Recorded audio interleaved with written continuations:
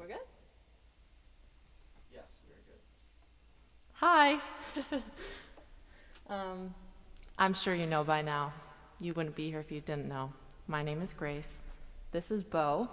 We're in my living room right now. Our friend Zach is here as always, managing all of the technology. We've got a fire going, or trying to go. The wood is damp, so there's only so much we can do with that.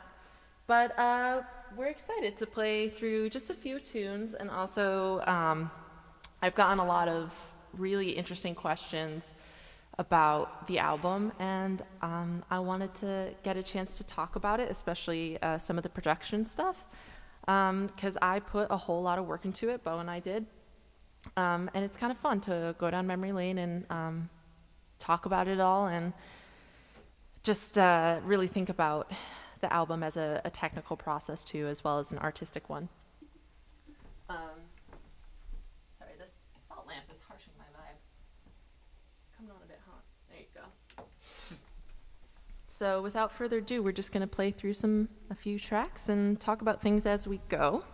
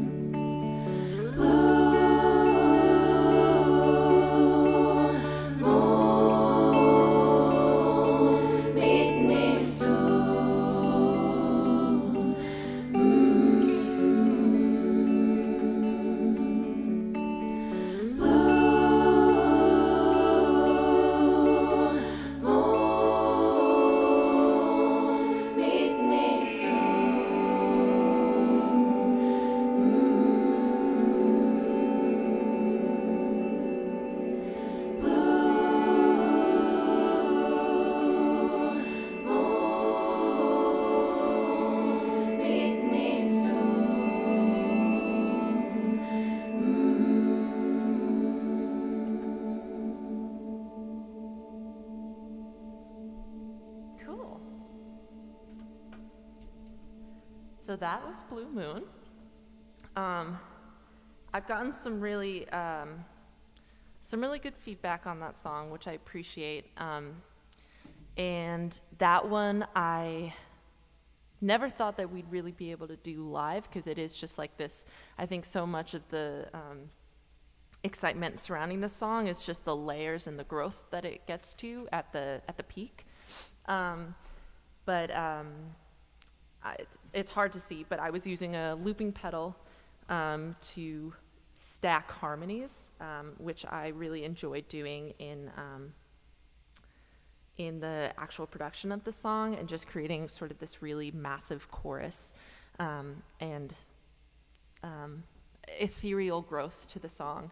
And it's hard to do that, I guess, with just two people and a guitar and a voice, but I think looping pedals and the idea of creating these loops where it's this simple thing that can just blossom into this massive sound, I think is really the texture that people may have enjoyed in that song, and a lot of the texture that I think I tried to go into depth with in the album, and just reaching certain peaks and taking a simple thing and just I don't know, just really expanding upon it. So that's Blue Moon, and I did actually write that originally. Just the guitar, all of the intro stuff that you hear, the bass that you hear in that song, and the guitar lines, I did actually write and play myself. There is no actual bass in that song. It's just me using a detuned guitar to play the bass.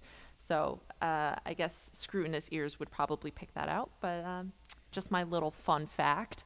I remember we tried to replace it with an electric bass as well, and it ended up not sounding as good as just the original, just electric guitar part Yeah, that we made. because it also wasn't tuned. Yeah, there's right? something cool about that. It's just not tuned correctly. But yeah, that's also a song. I started it in my bedroom in the fall of 2020. I wrote it in my bedroom, and the original tracks that I played when I wrote that song are what you hear in the album, which I think is cool. There were just certain parts of it that like we did redo like 6,000 times, but that's part of the album that the very first attempt, and I do use the word attempt strongly there, is what remained on the album. So another little fun piece. But we're gonna play another one, and I'm gonna have a sip of tea.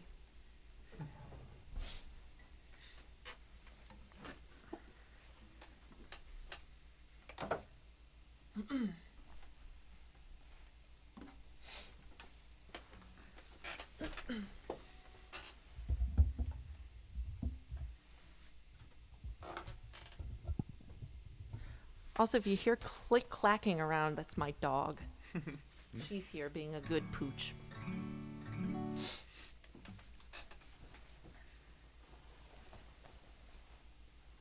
You ready? The fire is not doing the work it needs to be doing. It's gone? Yeah. I specifically lowered the heat in this home because I thought there would be a roaring fire and I didn't want us to suffer. But I guess we are suffering. Okay. Ready? Yeah.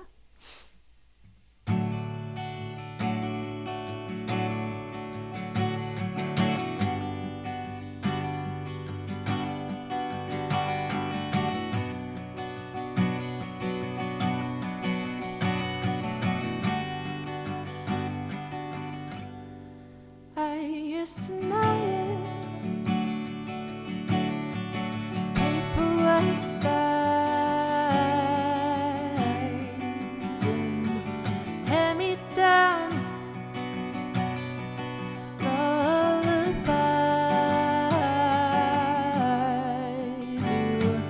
And I heard in bygone fine sleeps. Does it bother you to carry this weight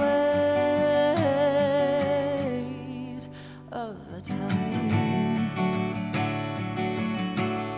when it was too strong in the summertime?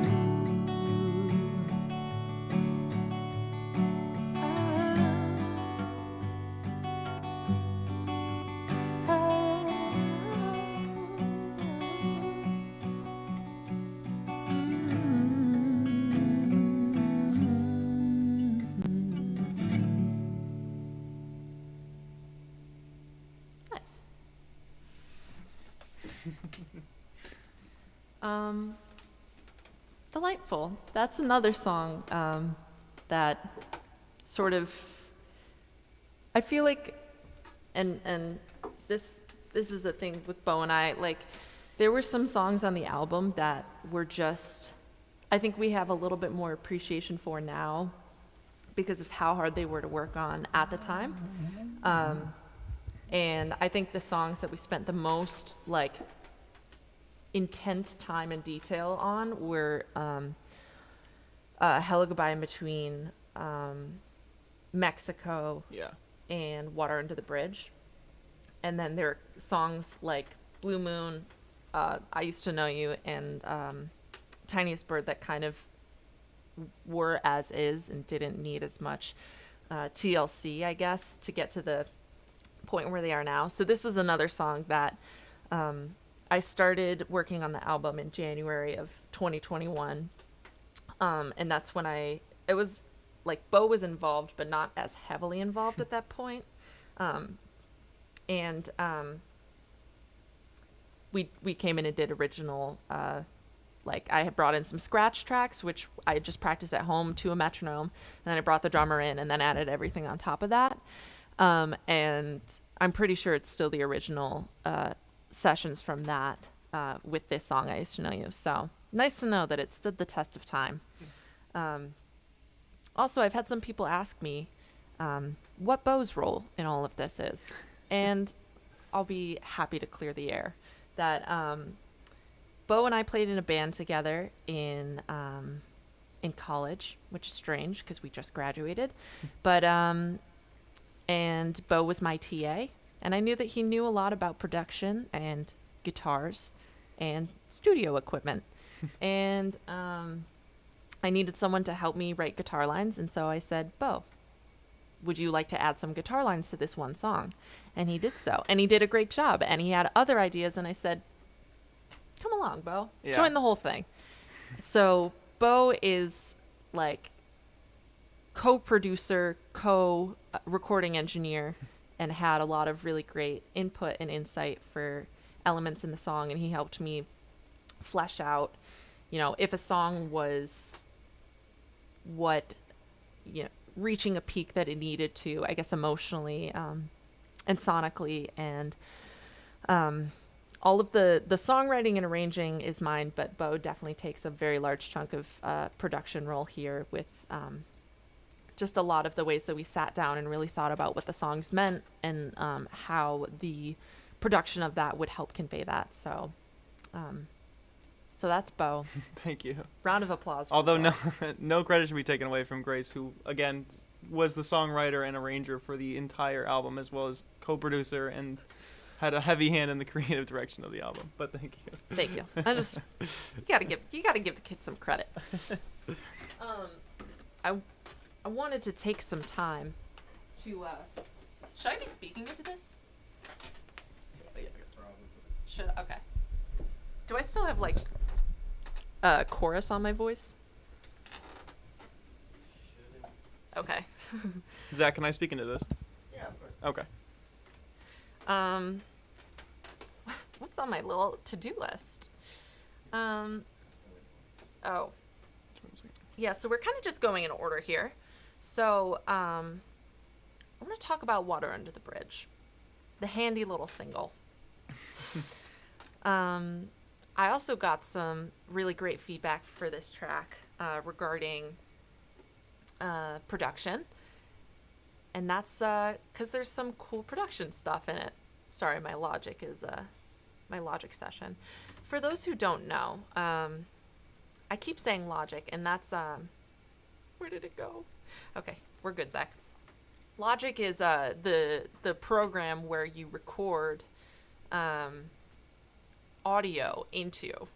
I'm trying to not dumb this down, but just make it, so you essentially plug in your microphone or plug in your instrument, and it all is written onto this. And this is the session for Water Under the Bridge. I wrote it in the fall of 2020, and I think it's really interesting to sort of go through, because you can see a lot of these grayed out things are different drafts, different things that Bo and I added and took away over time. And it's interesting to see how the song has definitely grown a lot. And this hasn't really been touched with any of the editing, so things are a bit raw for sure. But I started with this loop. How's the volume on that? Good? Okay. Started with that loop. And I had that going for like 8,000 years. Which I think I've since deleted, like the original MIDI file, but it was going on for like ever. But I created it and I heard this.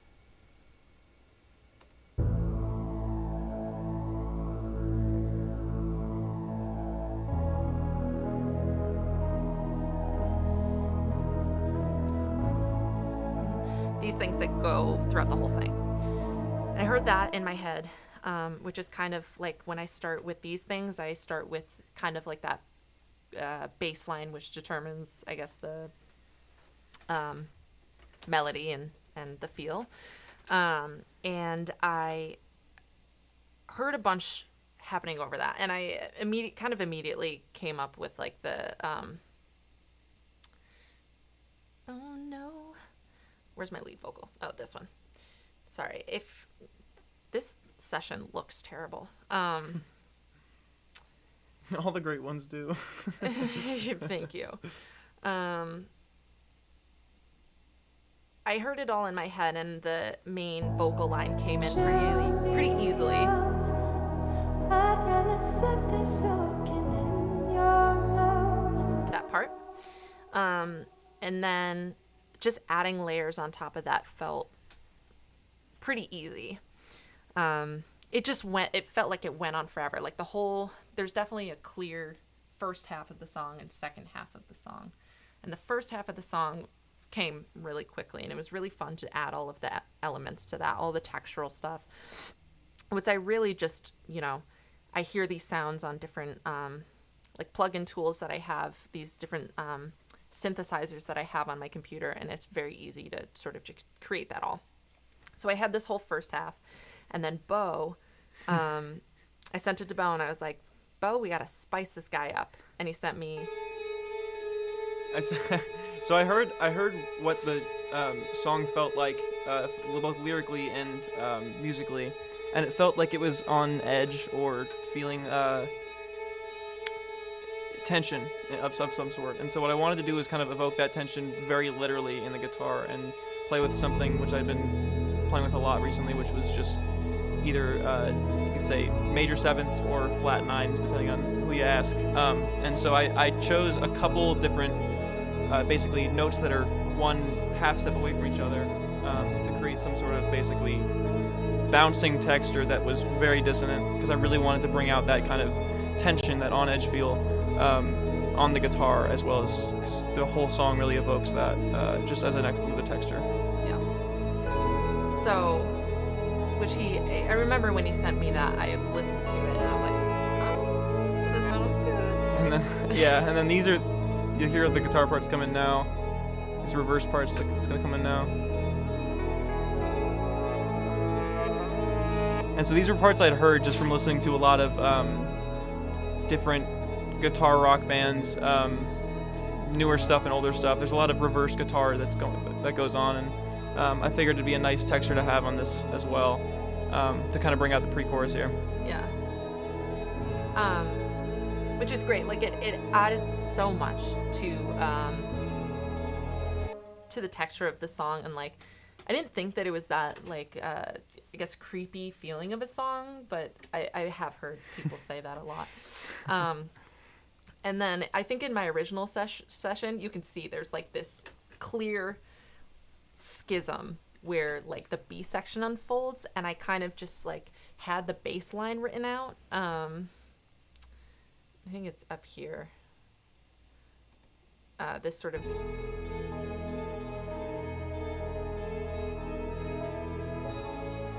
just the sort of shift where the chords do change. But it was like, how do we end that? And I wasn't sure if I should write lyrics over it or not. And also, I had kind of decided upon this end section with sorry, this is a mess. This trombone line and the addition of the kick drum.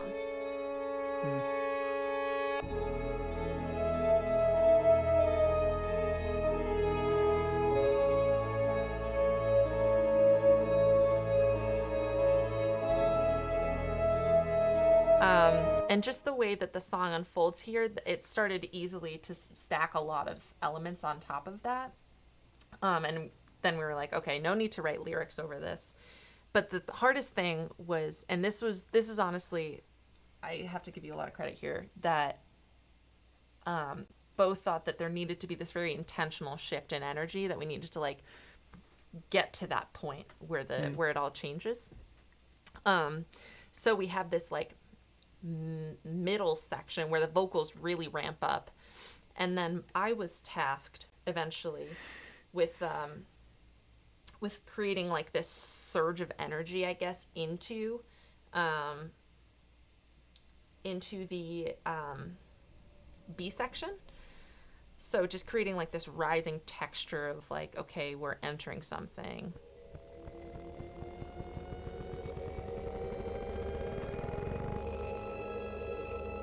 And then entering, we added like some sub bass too, just like this really low. It's entitled Thick End Bass. You probably, I don't even know if you can hear it, but. Yeah, I remember we had done a lot of work trying to find risers to make that feeling really hit and have that moment be the moment of the song. And I had tried putting really low sub bass on tape, and then slowing it down so that the recording on the tape would actually be descending by pitch, because the tape is actually slowing down across the tape heads. We ended up not using that, but it was it was really fun to try. Yeah, we tried a lot. It showed us what it shouldn't sound like, which was just as important. And these drums that I'm adding in here, Bo hit those drums, and we recorded it, and then we played what he had recorded out of a speaker and put it in a very long hallway, and then recorded that, so you would get this really massive, like distorted sound. Which was fun. I don't know. There's just like a lot of really cool elements, I think, in. Oh yeah, that melody was great. I like that melody. But that's a lot of how Bo and I did things, especially because over the summer Bo was in California, and so we were trying to work on a lot of this where I would add elements, and then I would send what I'd worked on to him, and then he would give me feedback, maybe send something of his own, and we would just like send stuff back and forth until he got back, and the long distance had to come to a close, which it was so much easier to work on things together than having to do it all online. But that's a lot of the cool production stuff. It's a lot of like synthy stuff, and then a little, I don't know, something non-synthy in this part was that out of the blue I just decided I wanted to add some acoustic guitar. Yeah, it's hardly audible unless you're like, you got a great set of speakers and you're really paying attention, and you'll just hear them kind of tinkle on the sides of the stereo field. But it's a really nice texture to kind of like fill out the intimacy of that, with it still being this like huge moment, but being like come from this place of intimacy and smallness to get to this point. Yeah, great point, Bo. All right, I think that's all I have to really offer for this song. Zach, you no longer need to share my screen. Does that fade happen for people? Like the gorgeous touch. He's really got a good view for that. Thanks, A&B department.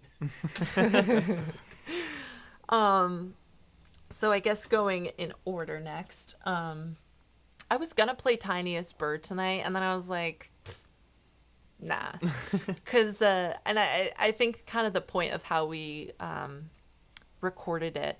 I threw on that song last minute to the album. Initially, it was only going to be 4 songs. I don't even remember which 4 songs.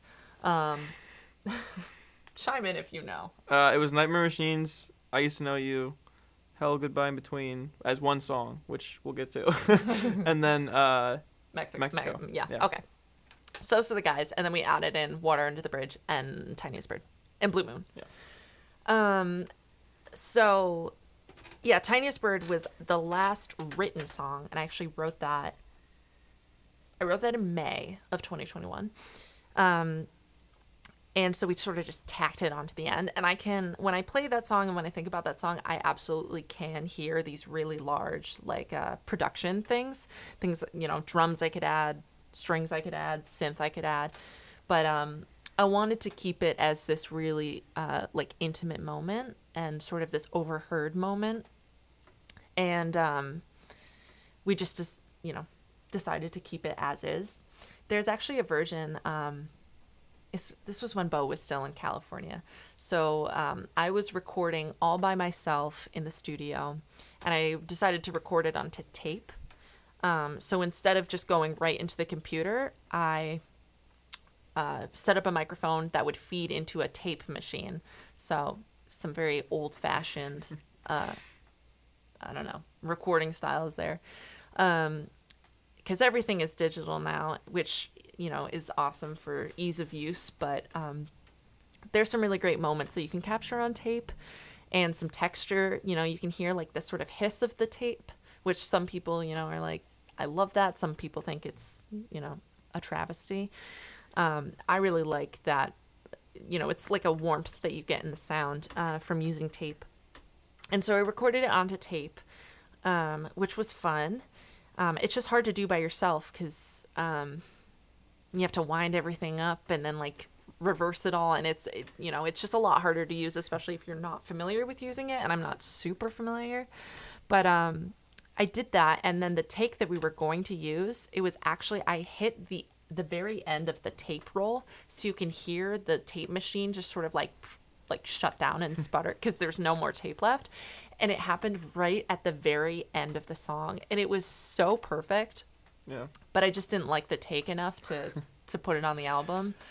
So it's still out there somewhere. Maybe I'll release it. It probably sounds fine, but I just like didn't want to use it for some reason. So that's I just wanted, that was like a one song that I knew we could have sunk our teeth into a lot, but we just wanted to refrain.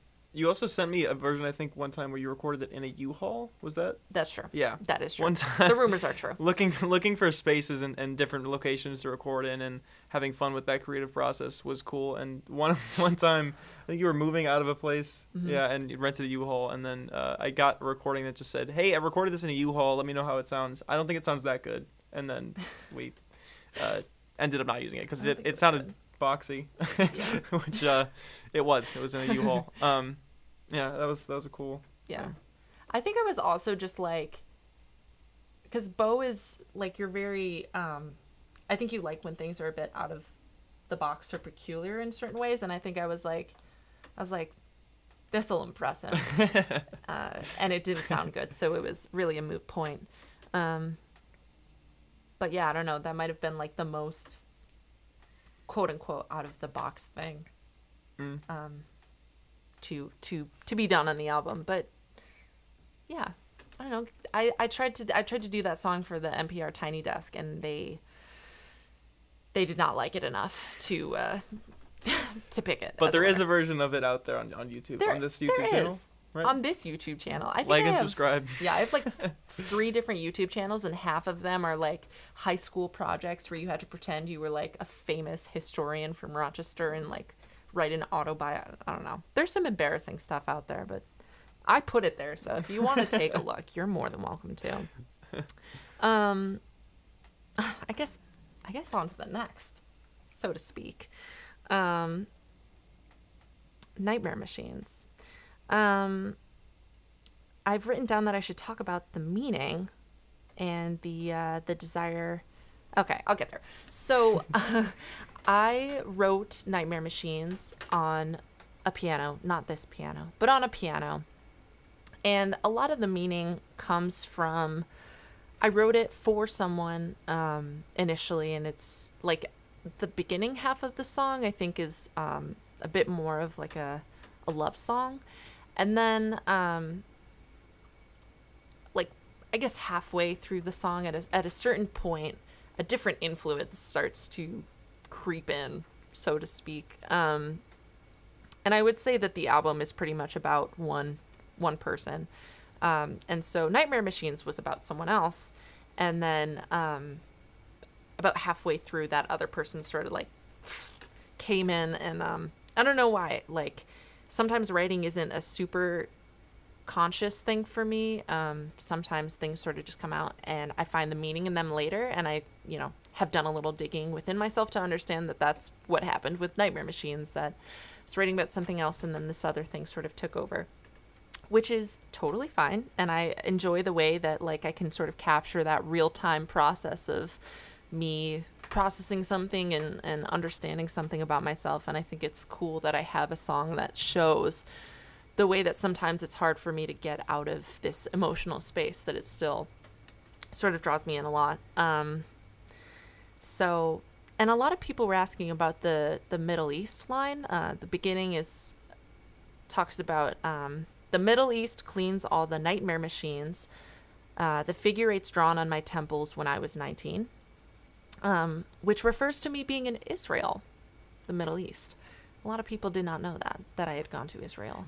And it talked to it's just, I was in the middle of the desert in Israel, and it was New Year's of, any guessers? 2019. It was New Year's of 2019.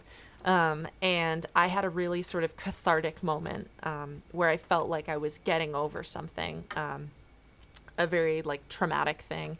And I had this really beautiful, like they sent all of us like 18, 19, 20-year-olds like out in the desert, and they were like, go reflect. And we were like, okay. And they were playing Simon and Garfunkel, and you just had to walk until you couldn't hear them playing Simon and Garfunkel anymore. And I was like, okay. And I don't know. I don't know if coyotes exist in. I was fearful of a coyote for some reason. And I just got to be out in the middle of the desert and think. And it was on the precipice of the new year, so I was doing a lot of reflecting. And I had a cathartic moment, and that's the one that I'm speaking about. Just like these nightmares and these bad thoughts that were sort of chasing me for a while, and then I felt like I had this sort of relief. And when you like rub your fingers on your temple when you're stressed, that's the figure eights on your temple. A lot of people didn't get that. But yeah, so specifically in regards to Hello, Goodbye, In Between, the decision to blur the two together, I think sort of comes from that notion. Hello, Goodbye, In Between is this very like isolated and potent song, I think, or I guess Goodbye is this really like singular and dominant song. And I think the way that Nightmare Machine sort of was taken over by the trauma that's discussed in Hello, Goodbye, In Between, I think is where that blending like sonically was really important. And initially I had tried to do that just like on the piano. Like I was going to do like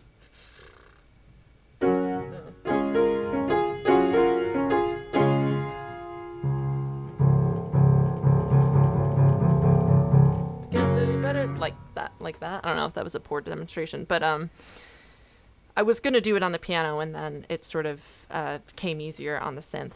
But yeah, I had always known that I wanted to blend two songs together, because I have listened to a lot of albums where I really, really like that, and they do that, and I'm like, I gotta try that myself. And it was pretty easy with the synth.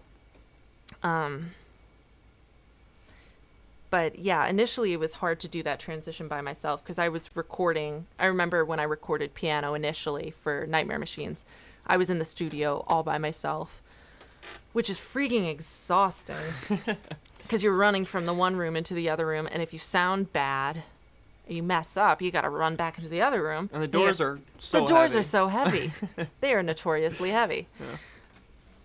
Yes, yeah. 600-pound doors, yeah. Yeah, I mean, many of us have been victimized by the Gavitt studio doors.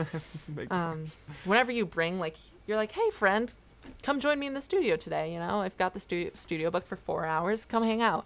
And they, like, put their entire back into the door. And the first thing they always say is, wow, like, these oh my doors God, are these heavy. doors are so heavy.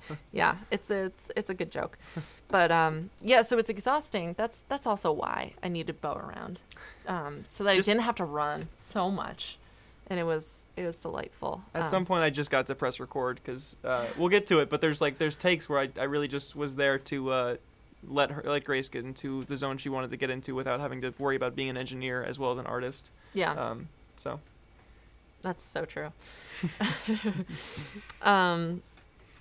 Yeah. So that's the story of Nightmare Machines, and that was why I wanted to blend it with Hello Goodbye in between, and that's I feel like that's why it's important to kind of listen in order, you know, and no shade to anyone who has not listened in order, but when you listen in order, you do sort of get like the flow of the album a lot more, which I think is nice. If you're throwing it on shuffle, that is just a recipe for disaster, especially with Hello Goodbye and in between. Anything can happen. Sorry, we're just looking at my dog because she's perfect in every way. She's gorgeous. And she just met Zach. She's a rescue, so it's like, can we trust her with strangers? They're sniffing. They're kissing right now. Oh, that's cute. Good girl, Ella. Good girl. Sorry, you gotta use positive reinforcement Come with here. her. Come here. One other thing about Nightmare Machines was it was the one that everyone wanted to. When we had a couple mixing engineers try to mix the album, one of them ended up doing it. And Nightmare Machines was the one that they were most excited about mixing, just because it felt like the most sonically diverse and I guess there's the most motion and dynamic in that song from a mixing standpoint. Just a fun fact for all those audio nerds out there. Yeah. Ella, say hi to the camera. Oh my God, she's so beautiful. Oh. Hi. Oh my goodness. Hi. Okay. Yeah, so I guess I suppose I should talk about, should I talk about Hello Goodbye in between before I play it, or just play it and then talk about it? I feel like people are tired of hearing me talk. Okay. I'm gonna play it. Does that sound okay, Zach? You good on piano? Yeah. Okay. Can I have some tea? Yeah. You are so radiant.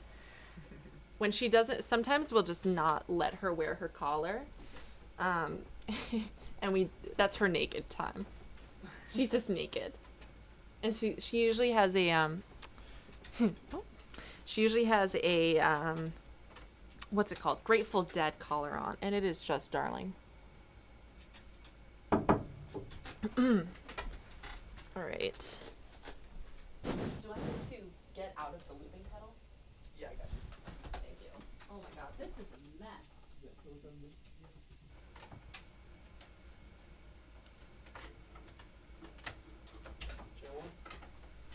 Thank you. Wait, I just need to.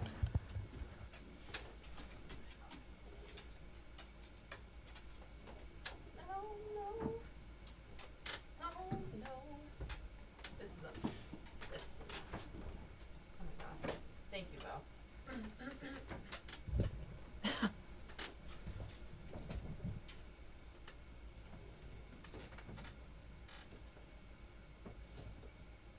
that gonna be? Is she strong enough for that? It's okay, Bo will run over and Just hold the mic. Is that enough for you? I hope so.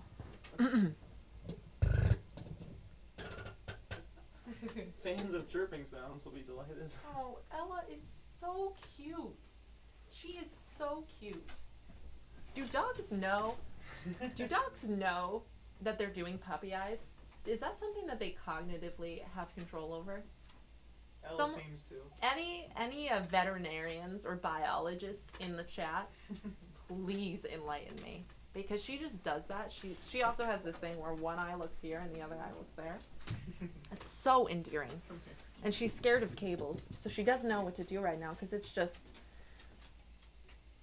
horrible here. It's the trenches, really. All right.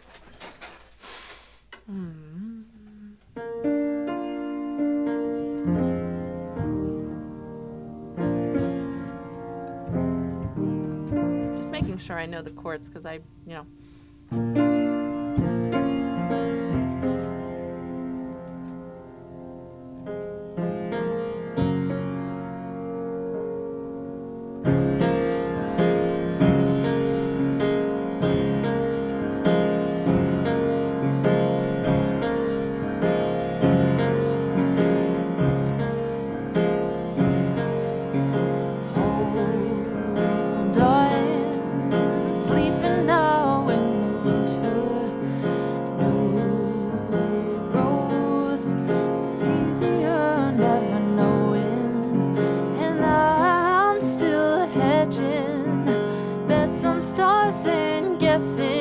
just to hold on to nothing at all.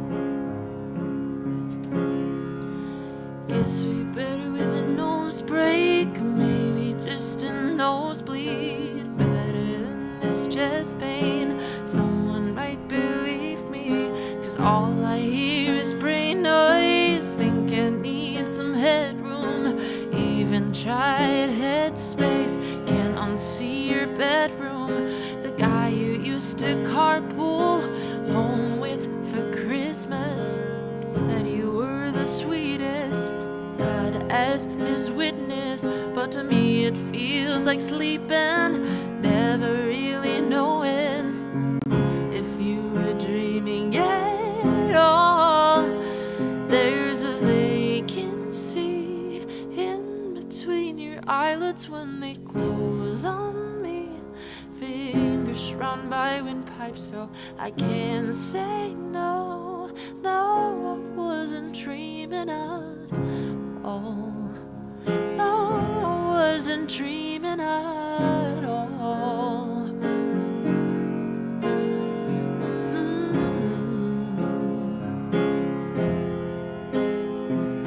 Kindergarten teacher, when she drove to see you, did she feel my absence? Did she even notice? I'll ask if you stopped drinking. Guess it's not a problem. Why'd you try to kiss me? Crying on my birthday, and the book that I gave you about airplanes and dying made you feel so heavy, but you broke me that night. So why do I feel guilty for burning down the city if you found nothing at all? There's a vacancy in between your eyelids when they close on me. Fingers round by windpipes so I can't say no. No, I wasn't dreaming at all.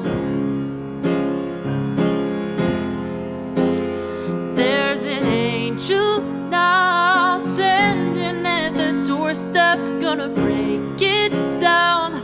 You were just pretending, I will say it so. No, you didn't hurt me at all. No, you didn't hurt me at all.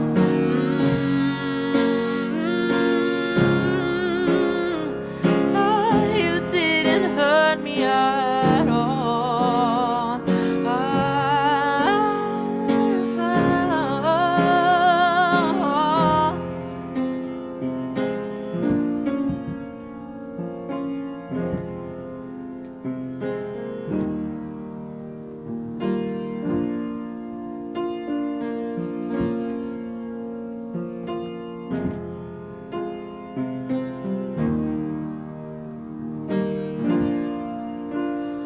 There's an angel now.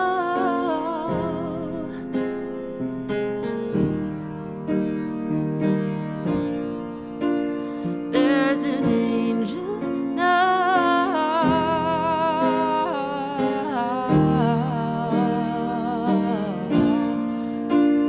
There's an angel now.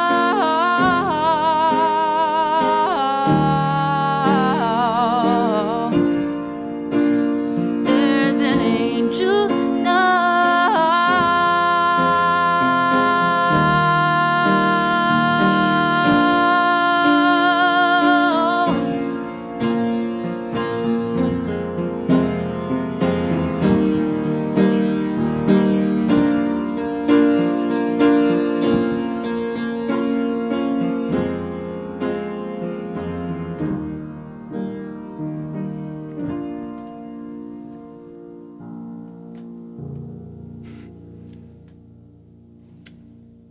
Cool. So that's that. World's ricketiest chair. So I've also gotten the question about splitting up Hello Goodbye in Between. So that one was originally just one song, Hello Goodbye in Between. And it had always just been one song, and there was never any thought or desire to, make it a separate song that would lead into the next. But one of our very last sessions together, Bo and I, we were listening to like all of the like mixes, which are like some of the final versions of the songs before they get onto the streaming platforms. We were listening to them to just make sure how everything sounded, and you're looking at like the file of this song, and you can see the like the waveforms of it, or I guess like the I don't know. It's like a histogram of like the volume levels throughout the song. And you can sort of see the way that the song naturally sort of like broke itself into 3 different chunks, like the intro section where you have the end of Nightmare Machines leading into this vast synthscape. And then the hello section, which is like the bulk of the song, and then its ending section. And so we were listening to it all, and I was like, it would be like funny. Wouldn't it be funny if we just like split it into 3 songs? And I kind of was joking, and Bo and I had recently been watching the Beatles documentary. And I was just thinking about the Beatles and the way that Abbey Road, like all of the like second half of that album just flows into one another. And again, if you listen out of order, it's like, whoa, it's disjointed. And I did say it jokingly to Bo that we should split it. And he was like, that would be really cool. And so we did it. And I think like thematically it works too. And people seem to really like, I got a lot of good feedback on that too. So I'm happy that we took the leap of faith and that it worked out. Yeah, I don't know, that song like is one that we really worked very intensely on, because I had an initial version where I recorded. My posture is so bad. Where I recorded it to like a metronome, so it's very glued into a backbeat, I guess. And there was, every time that we sort of played through it. Do you want to talk about this? How you like Bo was very good at, I guess, helping me discern and pick out the emotional depths, I guess, of this song. Yeah, so this was one of the first songs I remember hearing, and just listening to the lyrics to and feeling so impacted by it, emotionally and musically. It just felt like so substantial to me, and it felt really important because of that, to get it right. And so this was one that I spent a lot of time just thinking about how to work with guitars and synths and piano and vocals, because these are the things that we have tools to actually make with. Because I do so much with guitars, and Grace is so good with synths, and she's such a good ear for what synths are going to sound good on things and how to find them, and as well as just being a talented keyboardist and a great vocalist.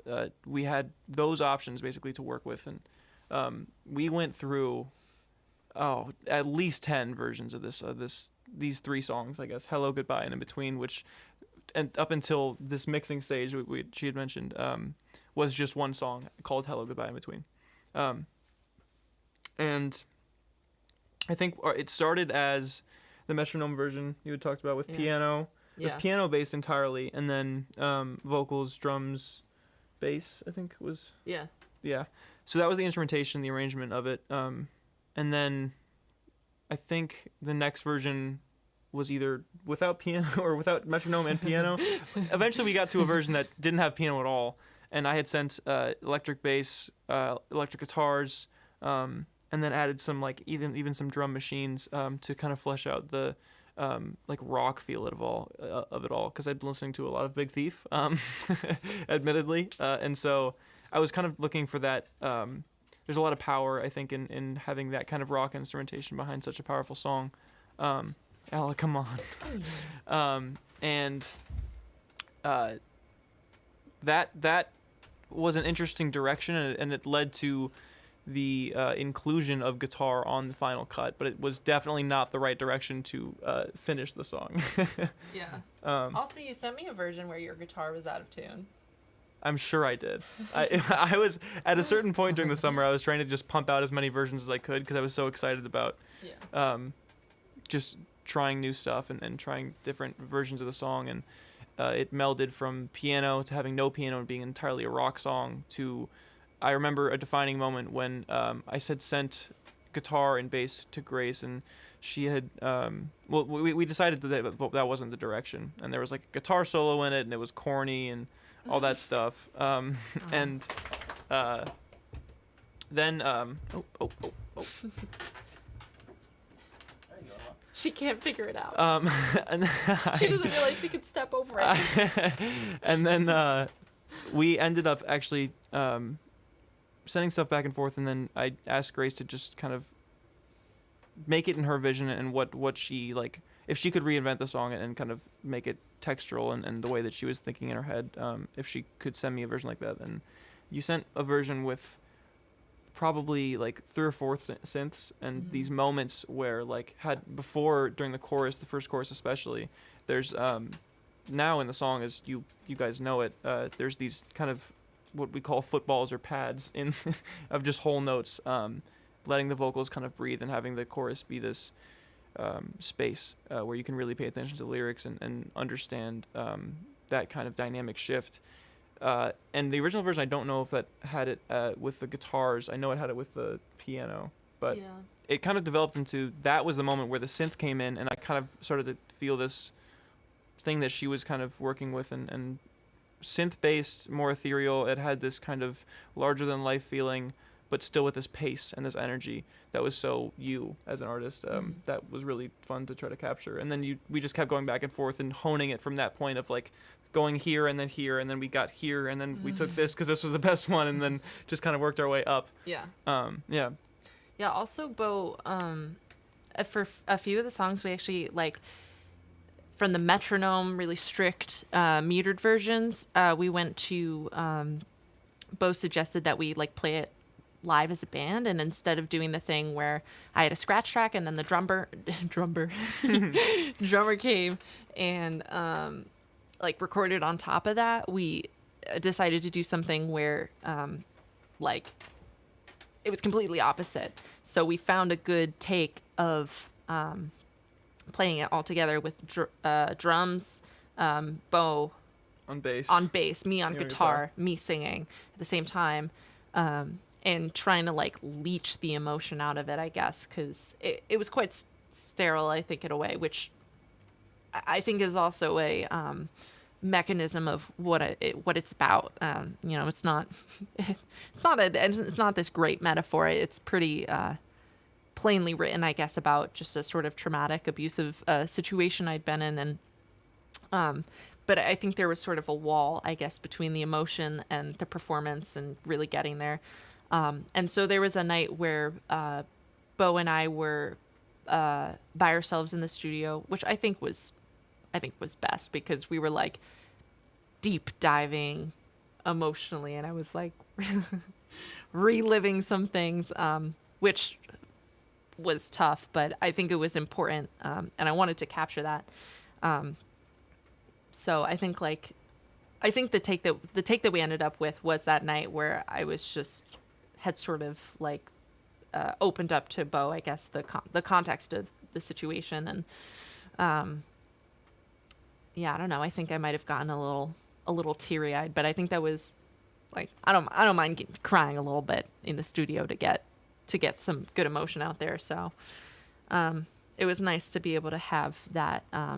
I would rather have an emotional take that has a few sloppy vocal things as opposed to a really perfect but sterile version of a song. So, and I think that you were important in like helping me realize that it doesn't have to be like this perfect take, but if there's emotion behind it, then that's what you need to capture. So yeah, that's that song, and split it up into threes. Bam, it's a hit. Let me just think about what other things I could possibly tell you. That was definitely the hardest one to work on too, overall, song-wise. I don't know if we want to get into that in the Q&A as much as we can get into it now, but in terms of the one that took the most time to develop and push and explore really sonically, how to perfect it as best we could. Yeah. Even in the mix, I think it took a little bit to get that one right. Yeah, that song was hard, and I think it was also hard, like, because I think I think it's sort of like every other song sort of revolves around this event, right? The event that I talk about in that song, and so it's like felt really important to get the story conveyed in that song, and to have everything else sort of like echo or revolve around this like really important narrative. So it felt important to have every single element of that, like the volume at a certain point, or how a guitar sounded, or how one line felt rhythmically. It felt really important to just like have this song as together as it possibly could be. Yeah, and I think it does do a good job even instrumentally of capturing that kind of like, it's like the showpiece, you could say, of the album, and being like the titular track. And you have electric guitars, you have synths, and these huge sounds. You have drums, you have really powerful vocal performance, and then you have these really huge dynamics. And I think like Nightmare Machines feels like it could be played in a way with Hello Goodbye in Between, and it may feel farther away from things like on Water Under the Bridge and Blue Moon, but having the piece of Hello Goodbye in Between to kind of tie all these things together and really be a song that contains all of these really beautiful sounds in one piece was really cool. Yeah. Zach, I'm going to open up the Logic file just to show sort of, I guess, what some of that process looks like. I also, I don't really have the YouTube chat open, so I have no feedback to know if this is something that's appreciated. If people are like, no, we don't like it. I have no way of knowing, so I'm just gonna go forward. But so what we did in creating the ending of Nightmare Machines, I have, you know, the ending of Nightmare Machines, and then I had it trail off, and then the beginning of Hello Goodbye really happens here, or I guess the beginning of Goodbye happens here, and so you have Hello sort of taking place here. And this was one of my crown jewel proud moments, was that I wrote these synth lines, and I didn't have to change them once because Bo thought they were so good. And I was like, I don't need to touch this. This is perfect. And I don't know if, yeah, you can sort of see the way that they creep in and blur into the next song. And again, it's like pretty untouched. It's, for anyone that cares, it's the Pigments synthesizer. I don't know if anyone does care. But all my audio heads out there will probably be able to appreciate that. So I liked this, like, it felt like a guitar-esque arpeggiation. And you can see it speeds up, and it brings the beginning of Goodbye.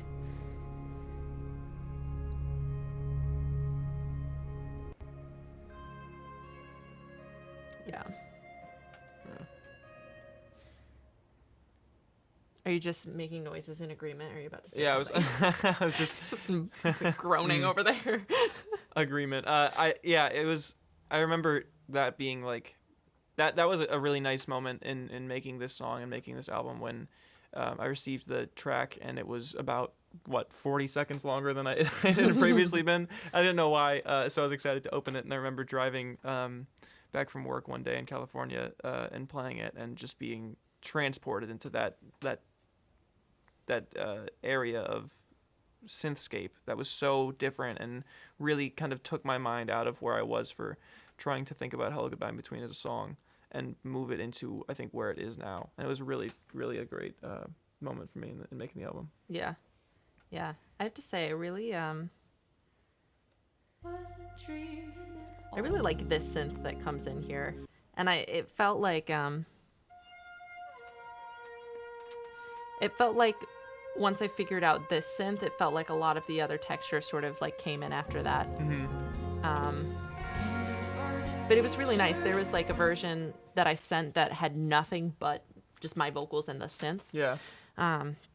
Which I really clearly can't get enough of synthesizers these days. So that was a fun version. But yeah, like if you look in Bo and I's messages, there's like 10 different versions of this song. And Bo's are like, the way that he names them it's like it follows like a really nice and straightforward convention, and it's like VD1, Hello Goodbye, VD2. In between, bass, and you have the date. Yeah. I feel like you named them well. And then I have like Sad Boy Synth 2020. Like one of them was reverse synth Hello Goodbye in Between. Yeah, it's just ghost synth. Like, yeah. In the industry, I'm gonna get cut. You know, no one's gonna stand for that. But yeah, so that's sort of the process of how we blended the two. I literally just sat down. I was like, okay, I need to find textures that sound like the end of Nightmare Machines, that sound like the beginning of Hello Goodbye in Between, or Hello, and we gotta sit down and do this. So I spent a lot of time this summer just like sitting with the piano, and sitting with my computer and just figuring out how to blend the two. And I'm pleased with what we came up with. I like it a lot. So I think that's that on. We can shout out Aaron for vocals. Oh my God. Yeah. And it's taken me long enough. I was going to shout out Aaron. So yeah, Erin Tui is probably watching. She said she wasn't going to watch, and then I think she made an appearance, which is so classic. She tried to fake me out.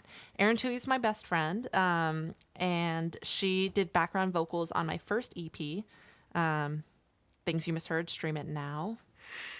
Should have been streaming it, but it's okay.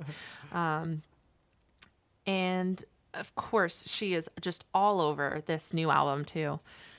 She sings background vocals on I Used to Know You, on Hello Goodbye in Between. At the very end, in between, there's like this high note. There's an angel now. That's Erin. I did not sing that because I can't sing that high.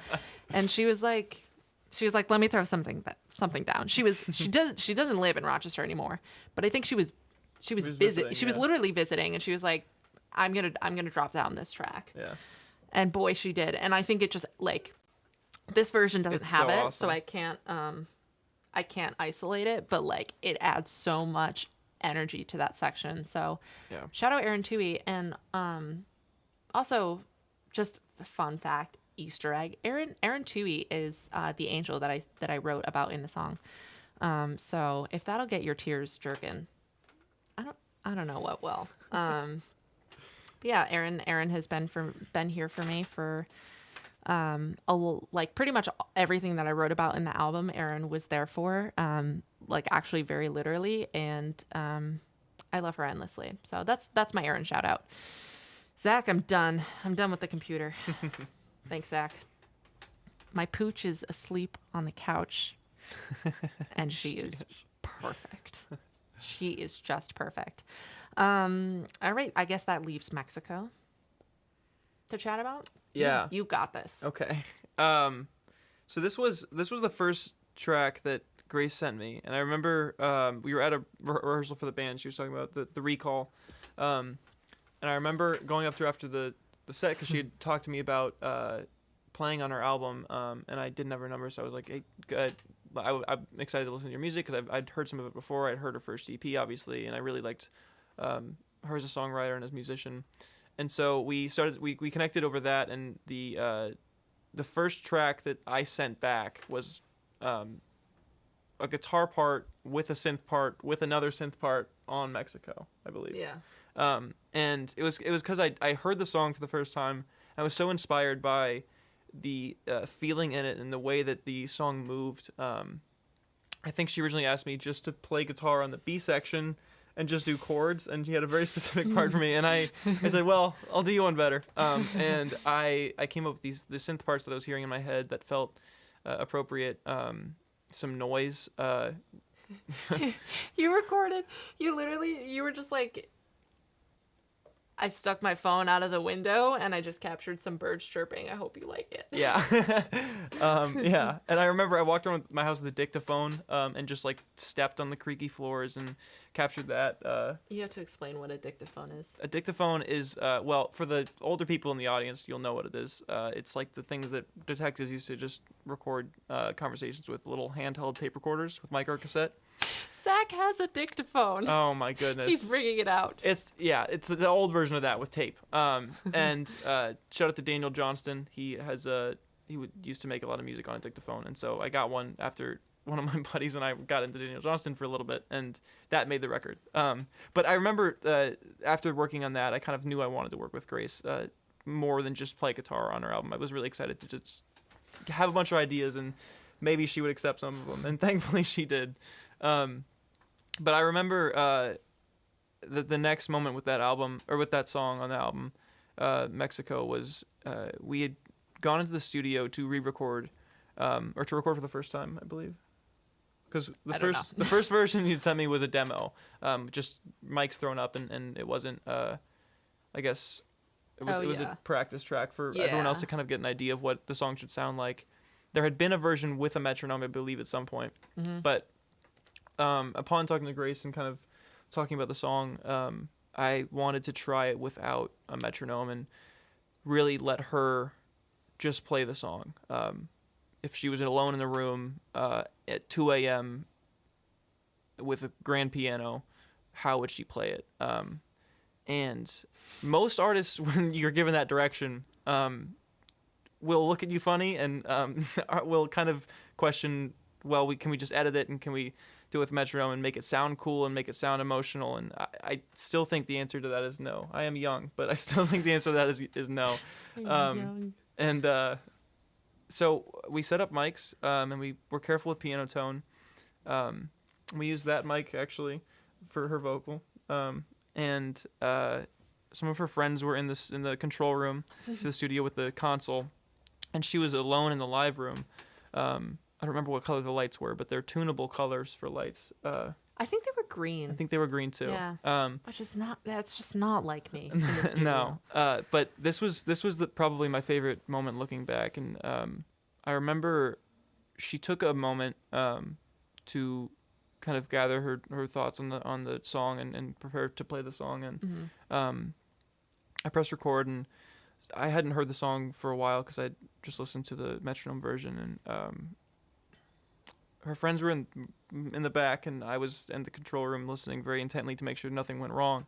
And then she started playing the song, and I had such a visceral reaction to it. I'm getting chills now thinking about it. It was I remember crying twice during the playing of the song the first time. Once was during the A section, once was during the B section, and that was the first take we did after deciding not to do a metronome. And it's the take that's on the album. It was as soon as I had let you play the song, or given you, I guess, the permission to play the song. I don't know what the correct vernacular there is, but you really like made that song sound completely new to anyone who had heard it before, and the emotional reaction I had to listening to that song in the studio was incredible. I knew we had captured gold for the album. And yeah, that's the final one that's on the album now, and we had to retrack all the drums, all the bass, everything to that because it was to no metronome, and you can't capture that same interplay between musicians when you just take tracks from previous takes and port them on over, especially with such an emotional song. Yeah, I think also like your reaction to it, like I think I did it and I was like, oh, okay, that was pretty good. Like, not a bad place to be, because of course you do one take, it's like you wouldn't assume that that's someone you got to roll with. It's like, okay, I could probably do that better. But because Bo had such a like visceral I remember you came in over my headphones after that and your voice was just like a little creaky. Yeah. He had been injured emotionally. And I was like, okay, well, I mean, there you go. And also, like, in that version, we were like sound checking. Like, it wasn't even. Yeah, we were testing what the sound should sound like. Yeah. And we had gotten a pretty good idea from setting up and just previous sessions doing piano and vocals. But yeah, and we started with just like, oh, you want to do a take? Like, let's just try it. And then, like, before it enters the like end section where it's like, I wish I wasn't. I like pause for a little bit because I'm like, I remember the distinct thought where I was thinking, all right, this feels like enough. Like, I'm not going to make him listen to the whole song before we should realize, like, that the piano tone sounds good.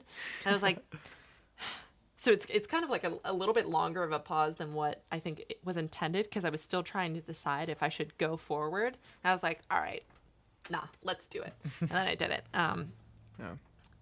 And then I thought that I had messed up like microphone. Like, I thought that it was too loud, and I had done what's called like clipping, where you can sort of hear the distortion of the microphone. And so in like this original file too, we had to cut this microphone signal off, because you can hear at the end where I'm like, oh my God, like, oh, yeah. you can hear me clipping in the microphone, and I thought that the take was doomed, but it wasn't. And it's the one that we have. So that was nice. It was like strange to make. You wouldn't normally do that where you play piano and then someone comes in with the drum, I guess, because like the drum keeps the tempo and the rhythm, and I don't know. And I think it was also important to record voice with piano at the same time to really capture the performance, because it would have been easy to just record like a practice piano track, record vocals over it, and then do a real piano track to get every like part of the recording perfect. But it was I think that at the end of the day, that was the way it should have been done, and I'm glad we did it that way, and we got so lucky to have recorded it properly at that point. Yeah, I know. And it was really nice to build it up from there, and like that, I don't know. I don't think anyone asked this, what my favorite song is, but that song is my favorite song. Yeah. And I don't think it's getting the love it deserves. I'll say it. I can see what everyone is streaming on Spotify, and it's not the most streamed song, and that's fine. that's okay. We'll go through that later. But we put a lot of love into that song. So It's a song that if you do want to listen to and try to like hear that all the things that we talk about with the production of it coming forward and or going forward here, I think you'll be rewarded by how much you hear and the take itself. You might be able to feel a little special that you know the circumstance behind it. Yeah. Because it was really special. that's a really nice way to put it. I guess we can sort of we'll do Q and Q&A at the end, just like the very few questions I have. But I have here to make a talking point about the next album, which is crazy. This thing just came out. But I will just shout out that Bo and I are already working on the next thing, and it's less of me and more of us working on songs that we've crafted together. And yeah, we're I don't know, excited about it. Like I don't have a timeline for you. I'm just letting you know. Like this isn't the end. And there's a lot. There's we have probably 12 songs. Yeah. Something like yeah, that. So yeah. we won't release all of them. We'll release the best ones so people will like it. That's true. But if you were hoping for things you misheard, it's 4 songs. You're in, you're out. You don't have to commit too much time. That's 16 minutes. You're driving to work. Yeah. Just bang them out. Hello Goodbye in Between, that's a commitment. That's 36 minutes of your life. You may never really get back. And then this next one, now we're talking about 9 to 12 songs. It's a lot. I mean, we'll see. It's a lot. Maybe it's just going to be one long song. It'll be 26-minute long song. That would be so pretentious. That would be so pretentious. But yeah, I figured that I would play one of those songs. So I'm going to do that. I need my phone, though, because I don't trust myself not to mess up the lyrics. Oh, no. Oh, my God. Look at how long my arm looks. Look at it. Look at it. A fun fact, my long arms, my arms are longer than I am tall. That was, I just got a text from a friend who said that Mexico is their most streamed song, so... Thank you, Tommy Odo. What was I saying? Oh, I was talking about my long arms. Maybe that's just... No, I shouldn't even finish that.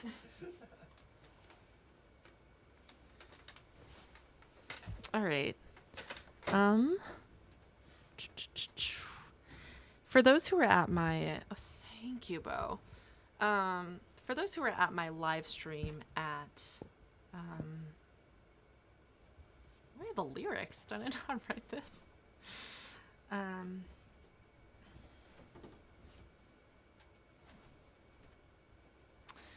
At my live stream at the Little, I played this there. So this will be on the next track, album, I should say. And I remember we were practicing for that gig, and Bo was talking about this chord progression where it goes from the 1 to the minor 5. And he was like, that's such a good chord progression. And I was like, I can do that. So that's where I got, that was sort of the impetus for this chord progression, which I like, and I think it's nice. Yeah. So this is, all right, this is called On the Shelf.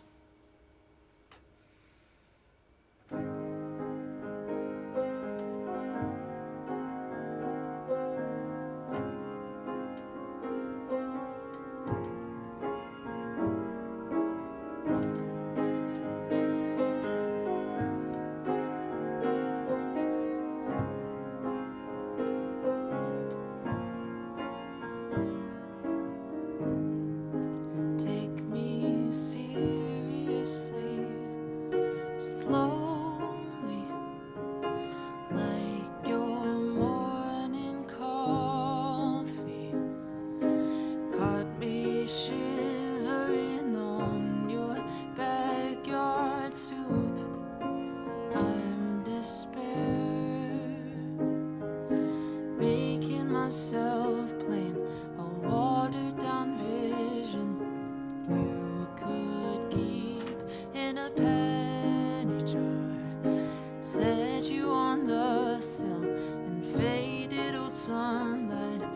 waiting out the rain.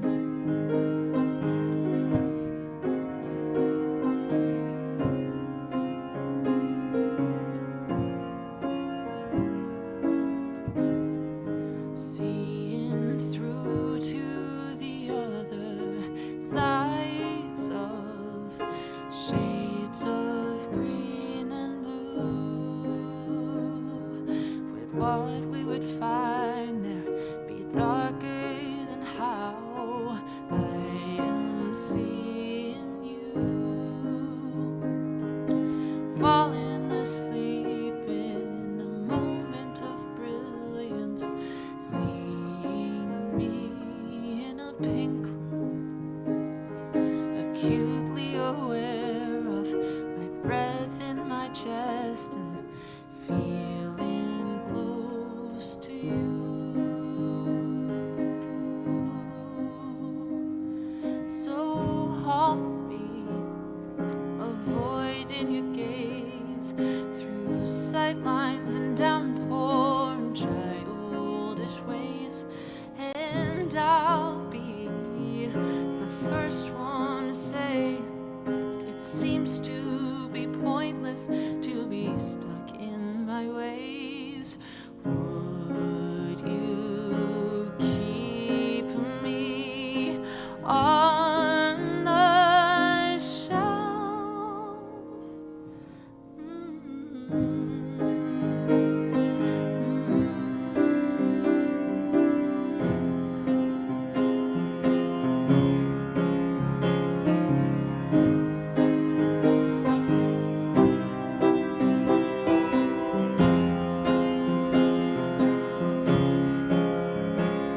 So I'll be clinging too long with a half-hearted message that I showed in a song. The one who reaches in darkness for something to start with and nowhere to go. Could you keep me on the shelf? Could you keep me on that shelf?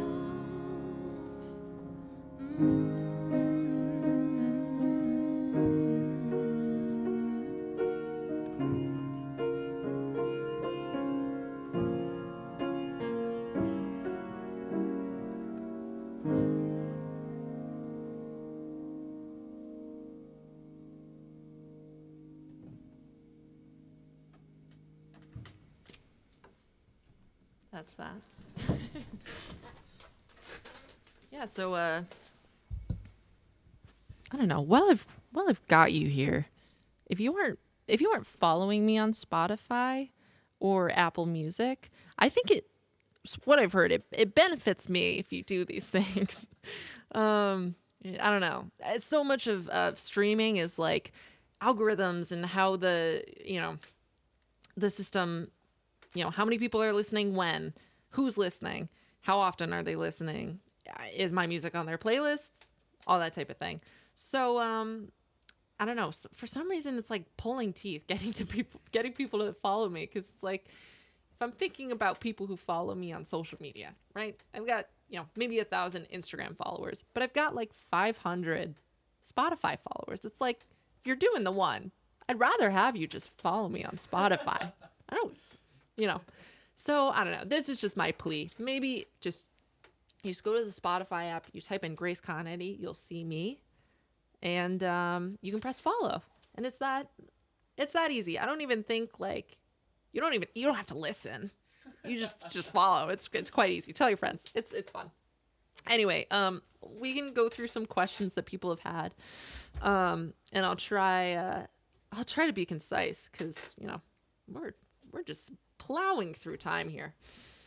But I've gotten some good questions, and I'm not going to spend too much time because I've talked forever.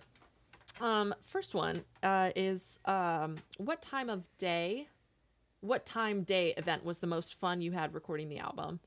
For me, it was when we recorded the drums of Mexico, because we had Bo, myself, Aaron, my angel, and Aaron.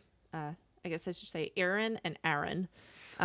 Aaron is my sweet angel, and then Aaron, who was also Aaron an Hamilton angel. versus Aaron Toohey. Right, true. He's extremely tall and great at the drums. He was also in our college band, The Recall.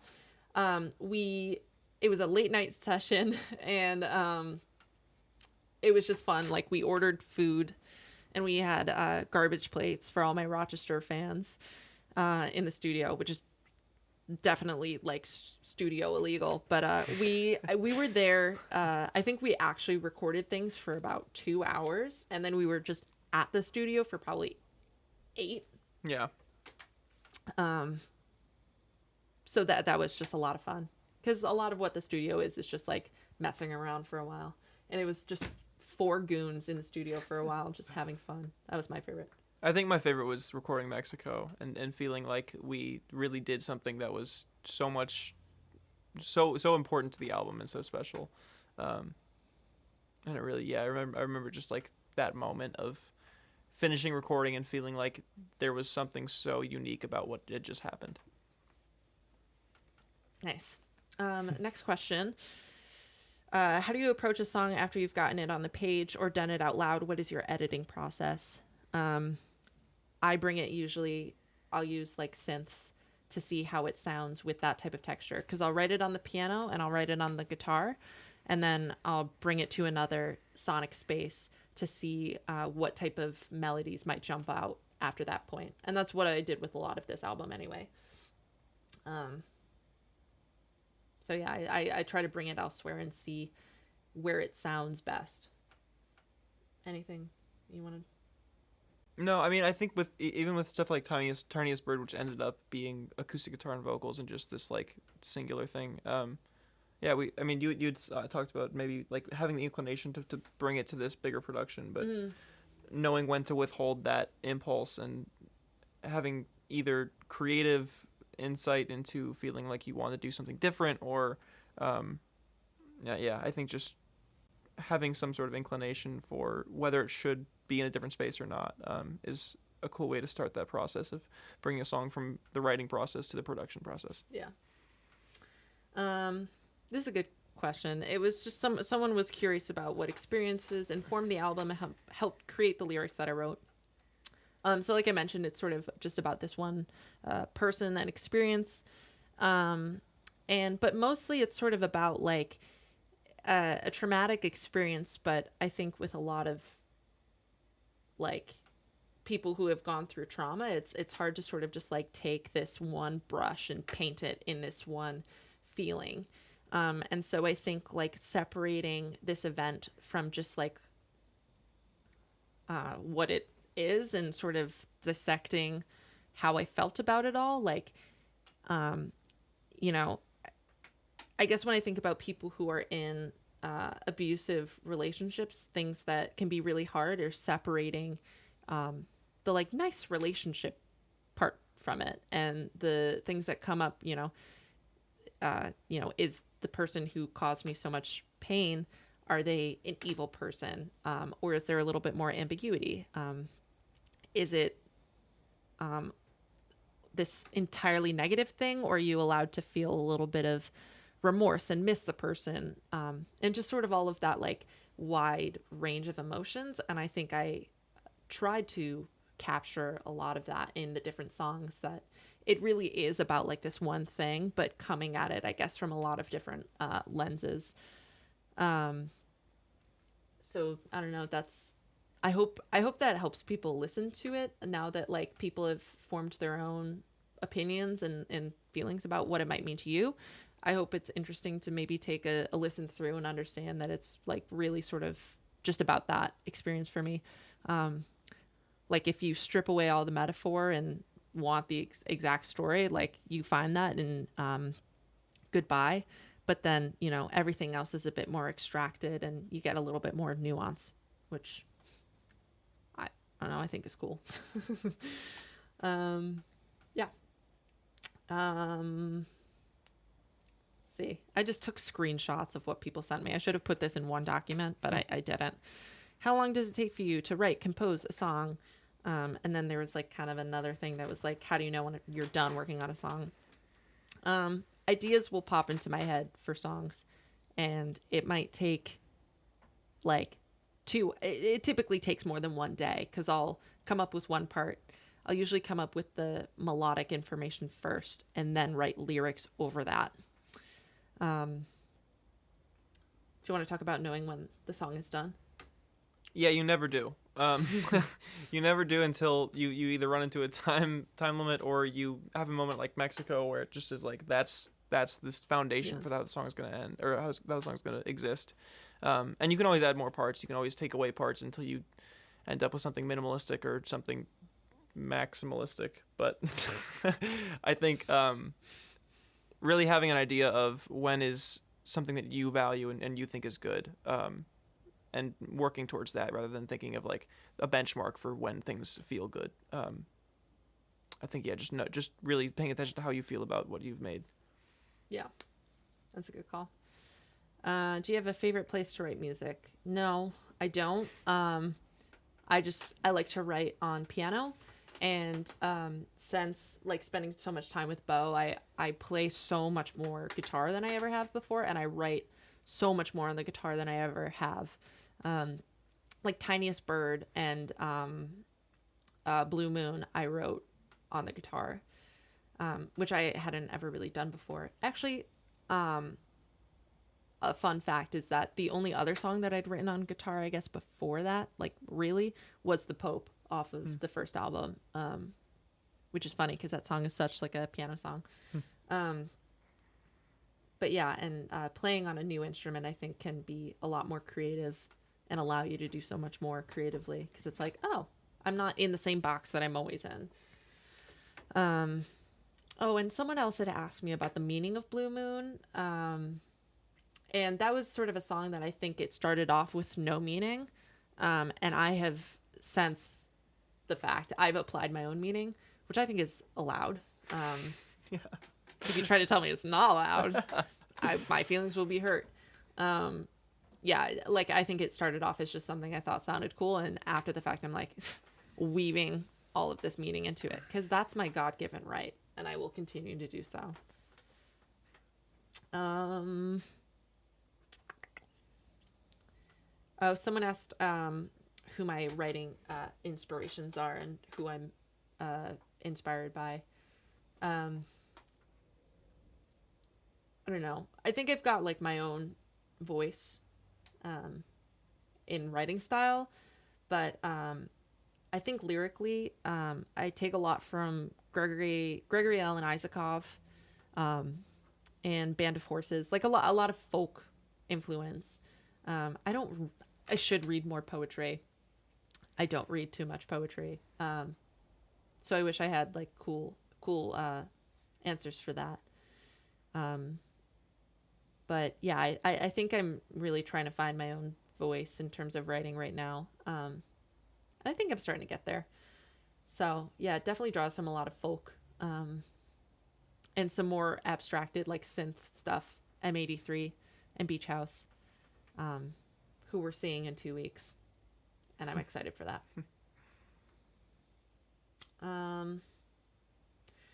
There are just a few more that I did write down. Well, you found that out. I'm going to just shout out the people who worked on the album. That's a good point. So Jordan Rabinowitz played bass on every track, I believe. Actually, no, I played bass on Hello Goodbye, or on Goodbye, and in between. But Jordan Rabinowitz played bass on the rest of it.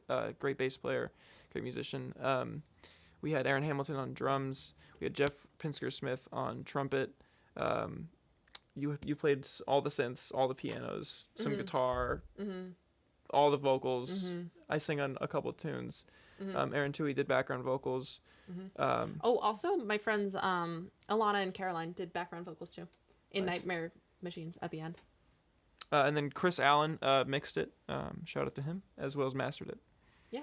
Did I miss anything? Anybody? No, I don't think so. Did you say Jeff? Yeah. Okay. And then Zach has been our absolutely trusty He did our other live stream for us. He did this live stream. He's so talented. Yeah, I actually think that's all the questions that I had anyway. And like, if you want to know anything else, you can just text me. Yeah, just, I don't know, just keep listening with the newfound information that you have. We're going to keep working on stuff. Yeah. Someone asked me about touring too, and like, I guess what the general plan is. I